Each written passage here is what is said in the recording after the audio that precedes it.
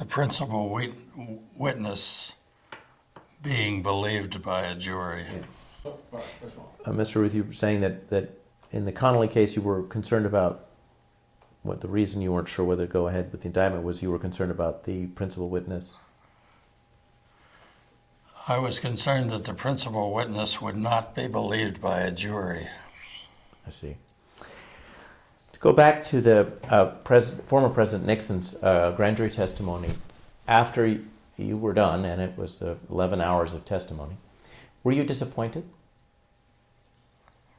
No, I didn't expect anything else.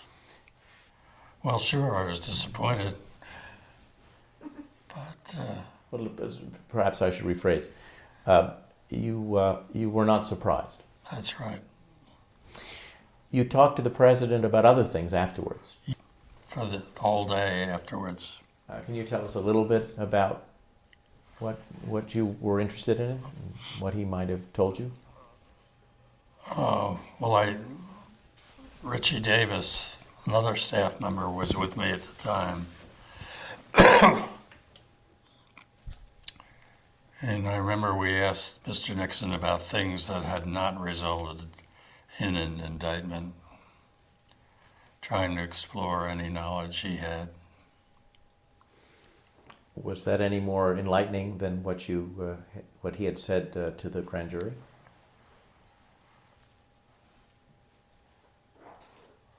Well, enlightening, I suppose it was, but not helping a case. Can you remember any of the topics that you asked him about in that conversation?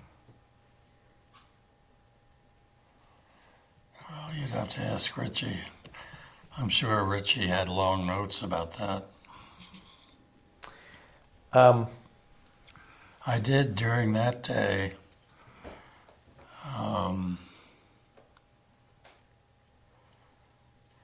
Mr. Nixon asked me whether I wanted a cold drink, and they brought me a bottle of Pepsi, which had a dead fly in the bottom. And I said to Mr. Nixon, "There's a dead fly here. Does this express your attitude towards our office?" And he said, no, I'll have to scold whoever was the president of Pepsi at the time, who was a close friend, I guess, of Nixon's. But that's my most memory of that day. of the president. Yeah. Again, now that the testimony is open for the most part, are there any moments you can recall when the president was testifying to the grand jury where you were just struck by what he was saying?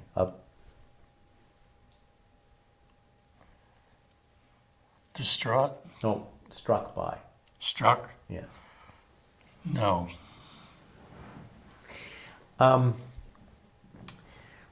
When did you leave the position of special prosecutor? I left just before the World Series in 1975.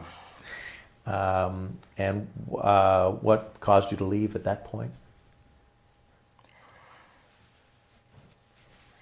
Well, aside from exhaustion, I thought we were done. And what was left to your successor? Well, there were still a few open investigations. And my successor could decide whether to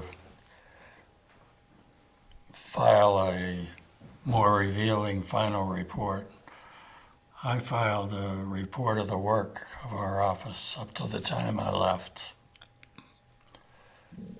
which was highly criticized by the press.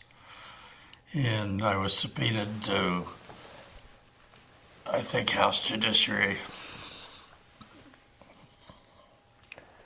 I remember Elizabeth Holtzman from New York, who was not one of my favorite people, but I remember she was stating that I should have put all the evidence in a final report. And I explained to her what I thought the role of the prosecutor was. And it wasn't to publish unproven evidence just because somebody had told us something. And so I had a very somewhat lengthy dispute with the House committee about that. This would be in this would be in 1970, late 74, and 75, or late 75. Yeah. Just as you were leaving. Just as you were Yes. leaving. Because Archie had told the press that he would have put more in the final report if he had still been there. Oh, did you ever have a chance to talk to him about that later? I didn't want to talk to him about that, and he never tried. But you did talk to him about other things afterwards. Cox? Yeah. Not really. Um, I never knew that, for example, that Archie had asked Judge Sirica to reappoint him after the massacre. That surprised me when I saw it in Sirica's book. So you didn't end this experience close to Archie Cox. I was never close, I would say. Did you have conversations with Leon Jaworski afterwards, reflecting on this experience?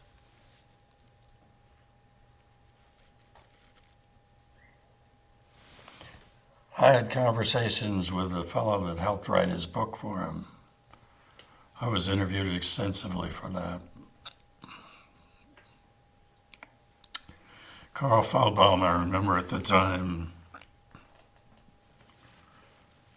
would see Leon go off every evening with some papers and return without them.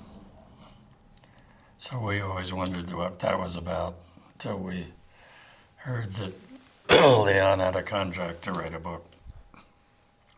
While he was special prosecutor. I don't know when he signed the contract, but You didn't write or haven't yet written a book about it. I've never written about it at all. Why? Well, I thought as a matter of principle that I never wanted to make one dime off being Watergate prosecutor.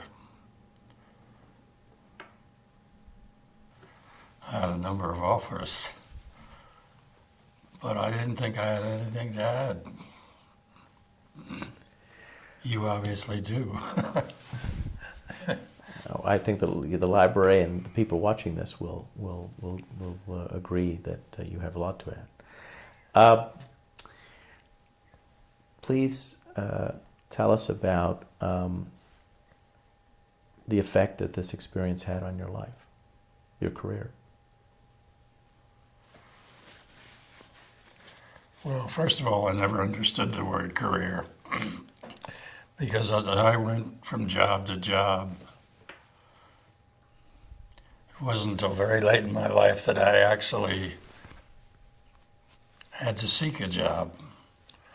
I always got a call from somebody I'd worked with previously saying this job is open and I've recommended. So, effect on career?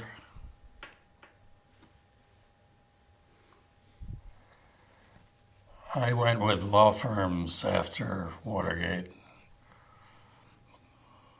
after a year or two, I guess.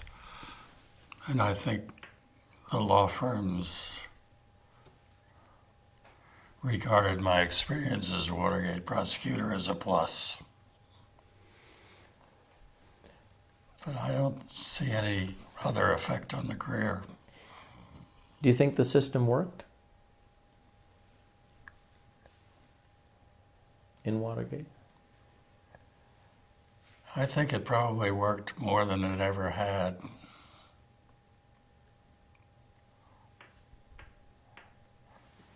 I regret not having access to all the documents. But as a prosecutor, I always regretted that when you subpoena a company, that they search for their documents.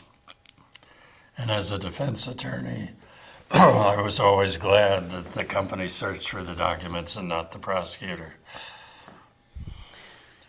You were always glad? Yeah. Well, glad. I thought it was in the interest of my representation of the company that they did their own search. A lot of times companies are accused later either by employees who have cooperated or by a prosecutor's investigation that they withheld this or that document. I'm sure documents were withheld from. For people watching this much later, what do you want them to have learned from Watergate? As someone who witnessed and participated in its prosecution. Well, I think the important historical item was the Supreme Court holding that if a president is being investigated for committing a crime, that executive privilege does not include the conversations pursuant to that crime.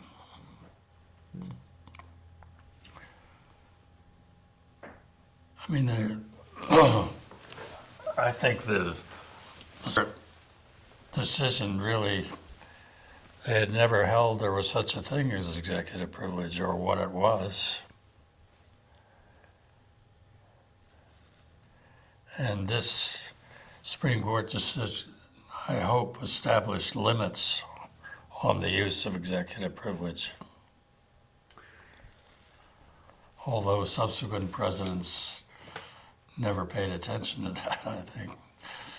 Just as a matter of housekeeping, the time when Alexander Haig made you and Leon Jaworski stand in the snow, do you recall whether it was before Leon Jaworski listened to the Cancer on the Presidency tape?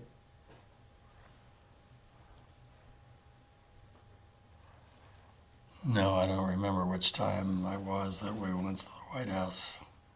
But you said that had a big effect on. Did. Leon was even cursing on the way up the steps. Anecdotes are really important, and they often don't get preserved. That's an example of one important one. One could argue. Have I failed to elicit some others that you'd like to put on the record that I didn't evoke with the questions? Or is there anything else you'd like to add? Any other story that you'd like to add about the staff or about your experience? I don't think so. How close was the staff? How close was the staff by 1975? Well, the staff was, there were 4 separate task forces. So some of the staff, we were on 2 separate floors in an office building. But after the Saturday night massacre, I think for the next 2 weeks, I probably met with the staff every day, telling them what was going on and what I thought would happen and getting their reactions. I thought the massacre created a real unity in the staff.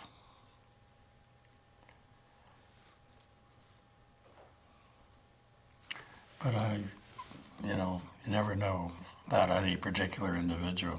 And that unity lasted through the end?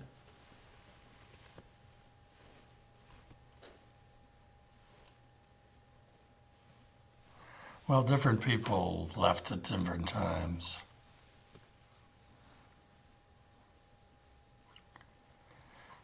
There was no sense of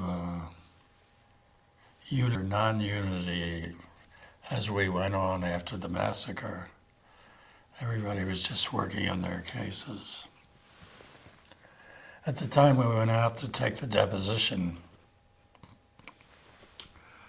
I thought there was unity because I decided which members of the staff would go to participate in the questioning, and I had everybody make their own reservations because we didn't want any leaks to the press.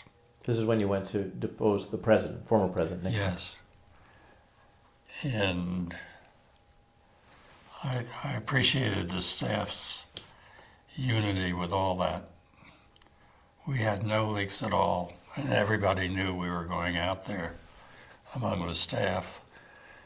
And the ones who didn't get to go that wanted to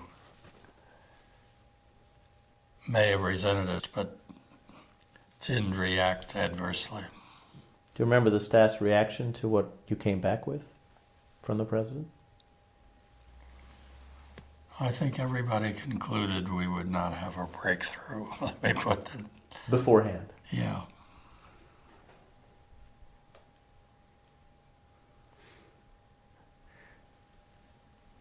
Mr. Ruth, thank you for your time. You're quite welcome. Thank you, gentlemen. We're done.